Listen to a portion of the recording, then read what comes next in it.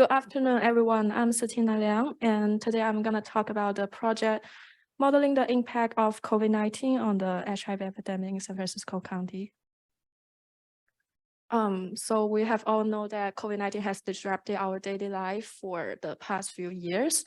And maybe what we don't know is that it has also heavily impacted the healthcare resources allocations, and especially those for intended for some diseases such as HIV and AIDS. And some published literatures has shown that COVID-19 has disrupted HIV prevention, testing, and also access to treatment. So it has raised the public attention on if we can still reach the ending the HIV epidemic goals, which is an initiative proposed by the US government in 2019. And to determine if we can still reach the goals and also to quantify the impacts of COVID-19 on HIV epidemic, we built a micro simulation model. So micro simulation model is a discrete time Markovian model that tracks individual health states over time. And this type of model is able to capture complex disease dynamics and also able to test hypothetical interventions. To make sure to ensure our model accuracy, we work with the San Francisco Department of Public Health. We gathered empirical data from both them and also published literatures. This is our model schematic. Susceptible individuals start with either not on PrEP or on PrEP, and where PrEP is a HIV prevention medication. And following the HIV infection, individuals can be undiagnosed, or they can be diagnosed after receiving the HIV testing. And if they receive the HIV test and diagnosed, they can start treatment. And by taking the HIV treatment, they can reach the viral suppression state.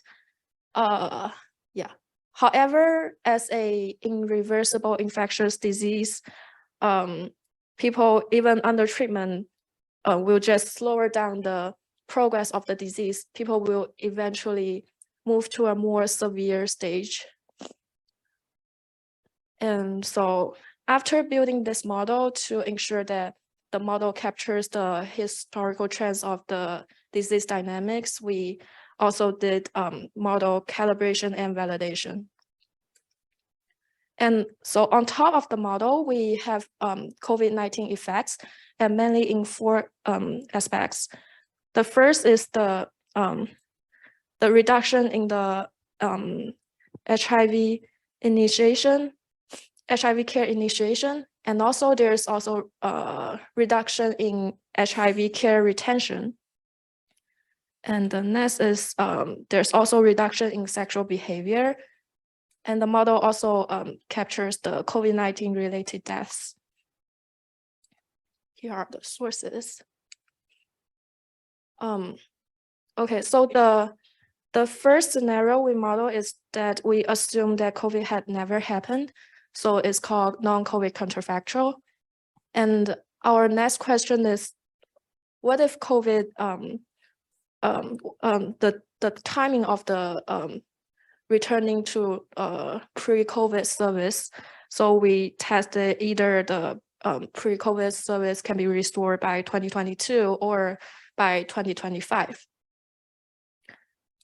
And our next question is, what if we only have sufficient resources for part of the population? So we can either prioritize the care for existing patients, or we can prioritize the care for new or potential patients. So in this different scenarios, we do this by tuning the COVID effects on the right-hand side in the table. And here's the result. And we measure 4 cumulative health outcomes. And so here we compare the timing. So the blue bar is the earlier, quicker return. And we can see that for quicker return, we have fewer cumulative incident cases, fewer death cases, and also we lose fewer people, fewer PrEP person years and fewer viral suppression person years. And for the prioritization scenarios, the incident cases is indifferent. However, prioritizing care for existing patients will result in fewer death cases, and for PrEP person years and well as viral suppression person years, there the result is opposite in these two cases. So in conclusion, after the service back to pre-COVID level, the health outcomes will restore quickly. However, the cumulative difference is still very measurable, and so there's still a huge impact of the COVID pandemic on HIV. And our model also tells us that a quicker return is better, and also for the prioritization scenarios, it depends on what the policymakers will value more, and they can choose either one.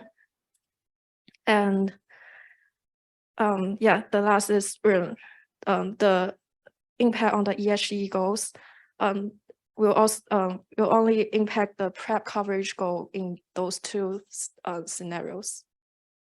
Yeah, thank you.